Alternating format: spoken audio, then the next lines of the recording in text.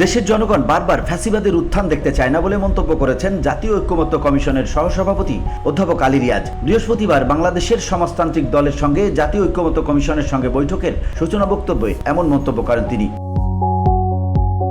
অধ্যাপক আলী রিয়াজ বলেছেন, বাংলাদেশের জনগণ বারবার ফ্যাসিবাদের উত্থান দেখতে চায় না। তারা একটি গণতান্ত্রিক রাষ্ট্রে বসবাস করতে চায়, যেখানে সবার নাগরিক ও মৌলিক অধিকার নিশ্চিত থাকবে। এই আকাঙ্ক্ষা থেকেই তারা জুলাইয়ে অভ্যুত্থানে জীবন উৎসর্গ করে ফ্যাসিবাদের পতন ঘটিয়েছে।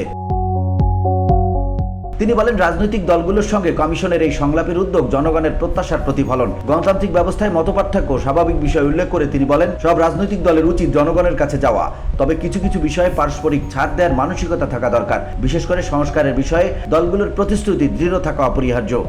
আলোচনার মধ্য দিয়ে বিভিন্ন সংস্কার কমিশনের পাঠানো প্রতিবেদনে যে সমস্ত সুপারিশ আছে, তার মধ্যে একটা ঐক্যমত্য তৈরি করা, যাতে করে বাংলাদেশের আগামী দিনগুলো রাজনীতির ক্ষেত্রে আমরা একটা পথরেখা তৈরি করতে পারি।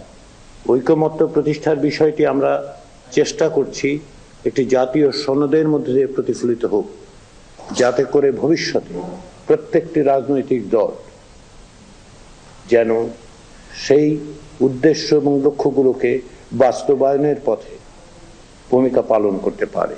জুলাই আগস্টে মানুষ ক্ষোভের সঙ্গে প্রত্যাশারও বহিঃপ্রকাশ ঘটিয়েছে উল্লেখ করে তিনি বলেন, মানুষ এমন একটি দেশ চায় যেখানে কোনো বৈষম্য থাকবে না। ঐক্যমত্য কমিশন আলোচনার মাধ্যমে গণতান্ত্রিক কাঠামোর পথরেখা তৈরির কাজ করছে। এই উদ্যোগের সঙ্গে রাজনৈতিক দলগুলোর সহযোগিতা প্রয়োজন।